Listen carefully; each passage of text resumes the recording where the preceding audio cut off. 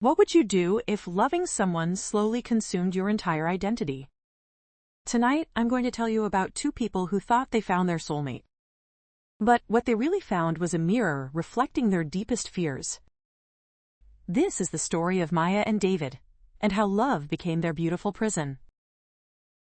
By the end of this story, you'll understand why sometimes the most dangerous addiction isn't to substances. It's to another person. Picture this. It's 3 a.m, and Maya Chen is sitting in her car outside a coffee shop that closed hours ago. She's been here for 2 hours, waiting for David to drive by on his way home from work. She doesn't even know if he takes this route. But she needs to see him just for a second to feel okay again. This is what love looks like when it goes wrong. Maya wasn't always like this. 6 months ago, she was a confident marketing executive with friends, hobbies, and a life she enjoyed. But then she met David Rodriguez on a dating app. His profile said he was a photographer who specialized in capturing authentic emotions. The irony of that would become clear later. Their first message exchange lasted 18 hours straight. David wrote things like this. I feel like I've been waiting my whole life to find someone who understands beautiful sadness the way you do. And Maya, who had been abandoned by her parents at 12, felt something she'd been chasing her entire adult life. She felt chosen. Here's where the story gets interesting. David had lost his wife in a car accident 3 years earlier. Not because he caused it, but because life is sometimes just cruel and random. Since then, he'd been pouring all his grief into his relationships. Every girlfriend became a project. Someone to save, someone to heal, someone to love so intensely it would fill the hole his wife left behind. So when Maya and David met, it wasn't love at first sight. It was need, recognizing need. Maya needed to be someone's everything. David needed someone to be his everything. They were two broken pieces that seemed to fit perfectly together. But broken pieces don't create something whole. They just create a prettier kind of destruction. The first red flag came during their second date. David showed up with a professional camera and asked if he could photograph Maya while they talked. I want to capture you exactly as you are right now, in this perfect moment.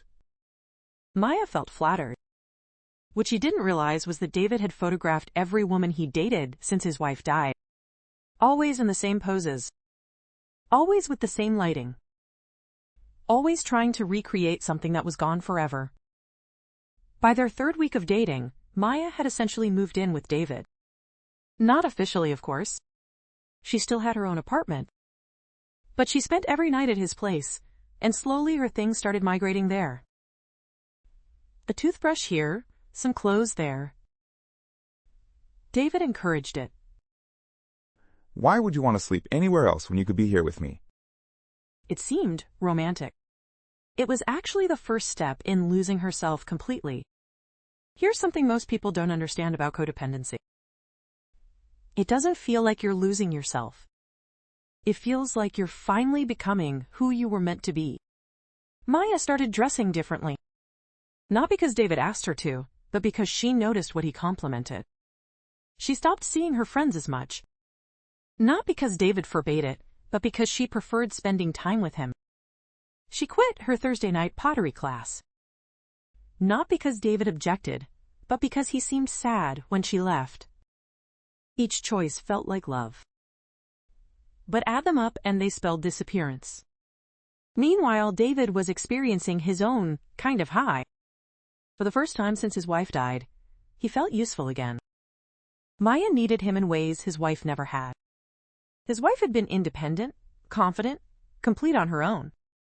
Maya was like a beautiful, fragile bird with a broken wing. And David had always been good at fixing things. The problem was Maya wasn't actually broken. She was just someone who had learned early in life that love was conditional. That you had to earn it by being whatever the other person needed. So when David's attention made her feel whole, she did everything she could to keep that attention. Even if it meant shrinking herself smaller and smaller. The first major fight happened in month 3. Maya found a box of his wife's belongings in David's closet. Not hidden exactly, but not displayed either. Inside were photos, jewelry, letters, and at the bottom, a wedding ring. Maya confronted him about it. Do you still love her more than me? It was the wrong question, but Maya didn't know what the right question was. David's answer revealed everything. I love you differently. She didn't need me the way you do. You let me take care of you. Maya heard this as reassurance. What David was really saying was that he preferred her dependency to his wife's independence. He needed to be needed more than he needed to be loved. That fight should have been a wake-up call. Instead, it became a template. Maya would feel insecure about something. David would reassure her by explaining how much she meant to him. Maya would feel guilty for doubting him. David would feel validated that she couldn't live without him. And the cycle would tighten another notch. By month 4, Maya had quit her job. David said he made enough money for both of them. He said she seemed stressed at work. He said he wanted to take care of her. All of this was true. What was also true was that Maya without a job was Maya without independence. Maya without independence was Maya who couldn't leave. Not that David was consciously planning this, but our unconscious minds are remarkably good at getting what they want. The isolation happened so gradually that Maya didn't notice it at first. Her best friend Sarah called less often. Not because David told her not to answer, but because every phone call seemed to interrupt something important.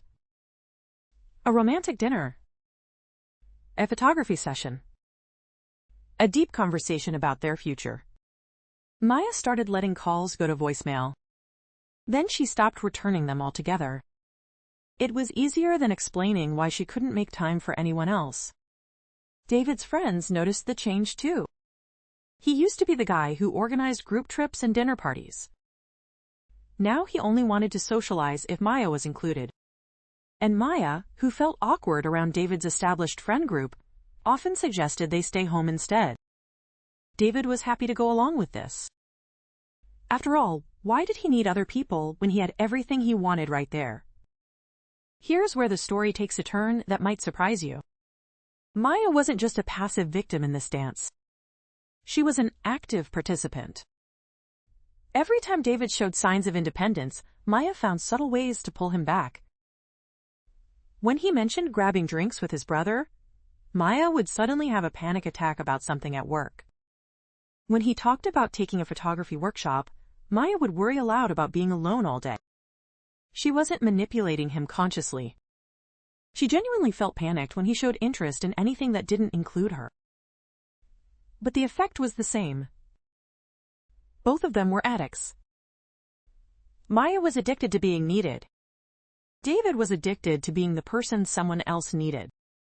And like all addictions, their tolerance kept increasing. They needed more and more of each other to feel normal.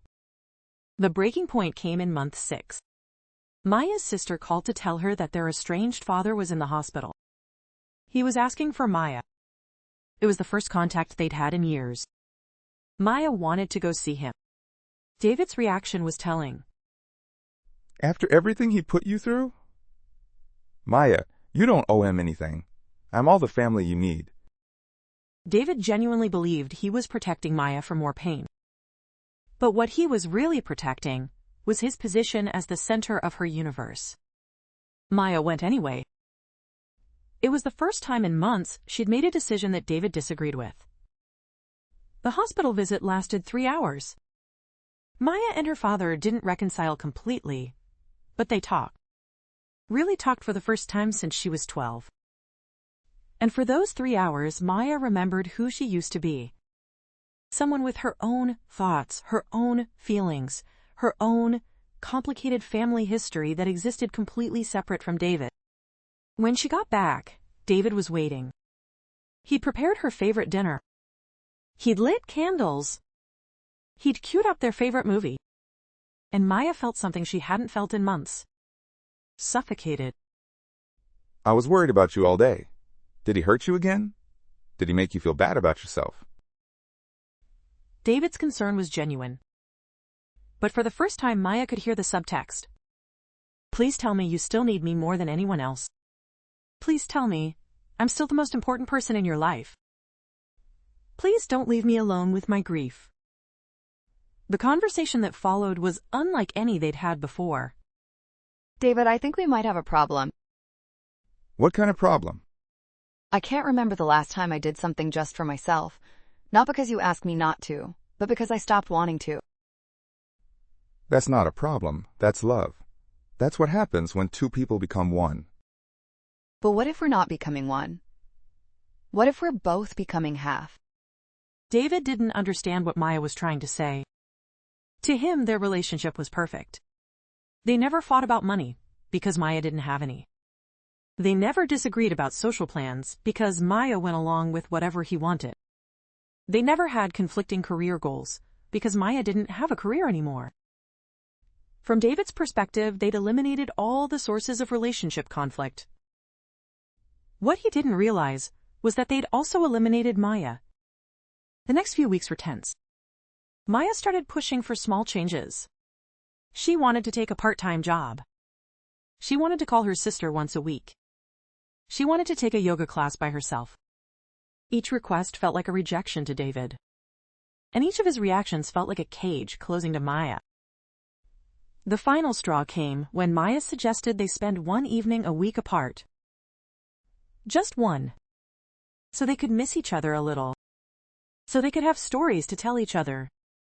So Maya could remember what her own thoughts sounded like when they weren't filtered through David's reactions. David's response revealed just how deep their dysfunction ran. If you need time away from me, then you don't love me the way I love you. Maybe that's the problem.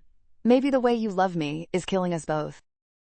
That night, David did something he'd never done before. He left. Not permanently, just for a few hours. He drove around the city, trying to understand why the person he loved more than his own life was asking for space. Meanwhile, Maya sat in his apartment and realized something terrifying. She didn't know how to be alone anymore. She didn't know what she liked to eat when David wasn't there to suggest something. She didn't know what she wanted to watch when David wasn't there to cue up a movie.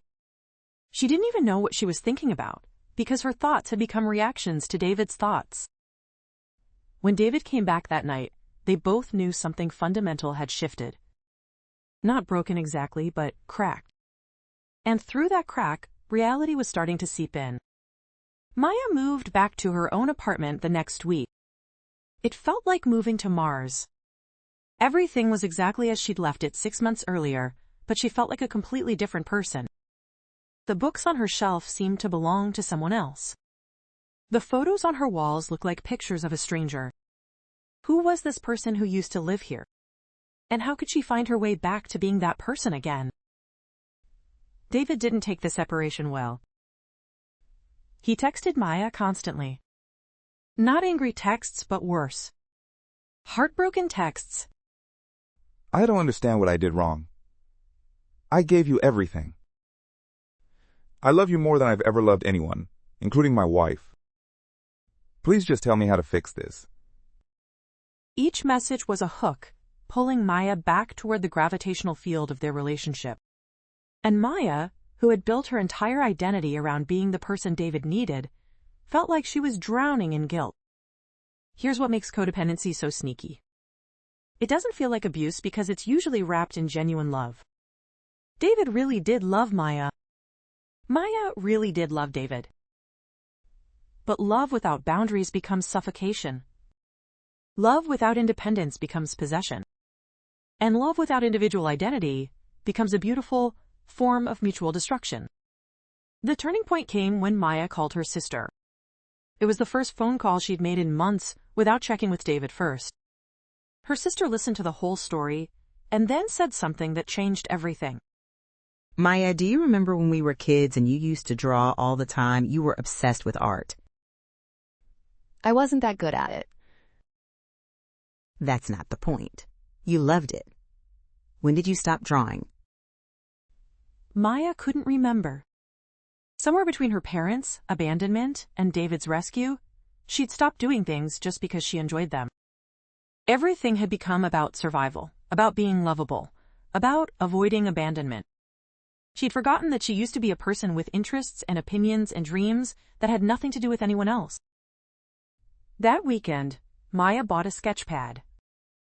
She sat in the park and drew trees.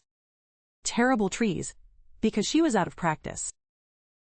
But they were her trees. And for the first time in months, she felt like herself. David, meanwhile, was having his own revelation. Without Maya to take care of, he was forced to confront the grief he'd been avoiding for 3 years. The grief wasn't just about losing his wife. It was about losing the version of himself that had existed in relationship to her. The David who had been a husband. The David who had been building a life with someone else. The David who had plans and dreams that extended beyond just surviving each day. He started seeing a therapist. Not couples therapy, which he'd suggested to Maya multiple times. Individual therapy. For the first time, David had to examine his own patterns, his own fears, his own contributions to their relationship's dysfunction. It wasn't pretty. The therapist helped David understand something crucial. His need to be needed wasn't really about love. It was about control. If someone needed him desperately, they couldn't leave him.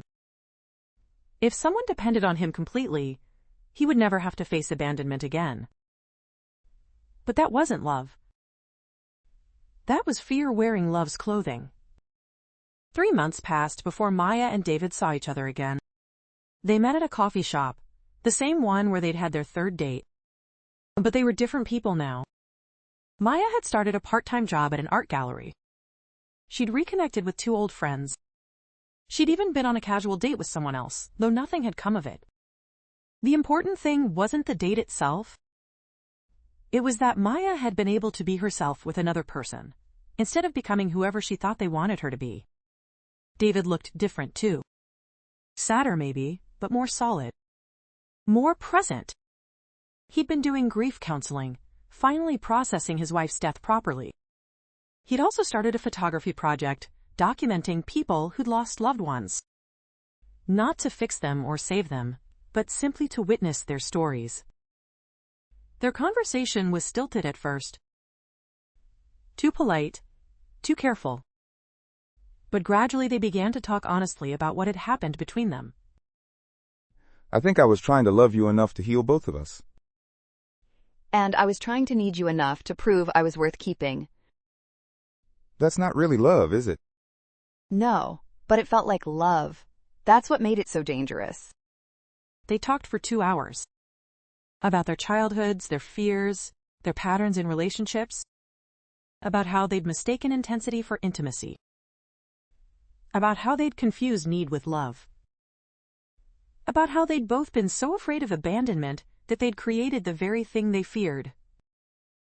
At the end of the conversation, David asked the question they'd both been avoiding. Do you think we could try again, knowing what we know now? Maya considered this carefully. The old Maya would have said yes immediately, desperate to be chosen again. The new Maya took time to think about what she actually wanted. I don't think so. Not because I don't care about you, but because I do. I think we bring out each other's worst fears instead of each other's best selves. And I think I need to learn how to love someone from a place of wholeness, not from a place of need. David's first instinct was to argue, to persuade, to fix. But therapy had taught him to sit with uncomfortable feelings instead of immediately trying to change them. So he sat with the disappointment, the sadness, the fear, and underneath those feelings he found something unexpected. Relief. I think you're right. I think I need to learn how to love someone without trying to save them. Maybe we both need to learn how to save ourselves first. They hugged goodbye in the parking lot. It was the first time they'd touched in months, and it felt different. Not desperate or clinging, but genuine. 2 people who had cared about each other, who had hurt each other, and who were choosing to let each other go. Not because they didn't love each other, but because they finally understood the difference between love and addiction. Maya and David didn't end up together. But they both ended up whole. Maya continued drawing, started taking evening classes, slowly rebuilt her friendships. She dated other people, but carefully this time, maintaining her own interests and boundaries. When she eventually did find love again, it was with someone who appreciated her independence rather than trying to cure it, David finished his grief work and began dating again too. But instead of looking for someone who needed him, he looked for someone who wanted him. Someone who had their own life and chose to share it with him. Someone who could handle his sadness about his wife without trying to compete with her memory. Someone who understood that loving someone doesn't mean losing yourself in them. Here's what Maya and David's story teaches us about love and dependency. Real love doesn't require you to disappear. Real love doesn't demand that you be broken so someone else can feel useful. Real love doesn't ask you to choose between being loved and being yourself. Those aren't signs of great love. They're signs of great fear disguised as love. The most dangerous relationships aren't the ones where someone treats you badly from the start. They're the ones where someone loves you so much that you forget to love yourself. They're the ones where caring becomes control, where devotion becomes dependence, where love becomes a beautiful prison that neither person knows how to escape. But here's the hopeful part of this story. Both Maya and David learned that it's possible to love someone without losing yourself. It's possible to need someone without becoming unable to function without them. It's possible to care deeply about another person while still maintaining your own identity, your own interests, your own life. Love at its best doesn't make you smaller. It makes you more yourself than you've ever been. So if you recognize yourself in Maya or David's story, please know this. Needing someone isn't the same as loving them. Being needed isn't the same as being loved. And sometimes the most loving thing you can do is step back far enough to see the person you care about clearly. Not as an extension of yourself, not as a solution to your problems, but as a complete human being who deserves to be loved for who they are, not for how much they need you or how much you need them. Thank you for listening to this story with me tonight. If it resonated with you, please give this video a thumbs up and consider subscribing to Golden Thorns for more stories about the beautiful complexity of human relationships. Your support helps me continue exploring these difficult but important topics. If you'd like to support the channel directly, you can scan the QR code in the bottom right corner of this video or check out the donation link in the description below. You'll also find links to other series and stories in the description, each exploring different aspects of what it means to be human in relationship with others. Until next time, remember that the goal isn't to love perfectly. It's to love consciously. Take care of yourselves, and I'll see you in the next story.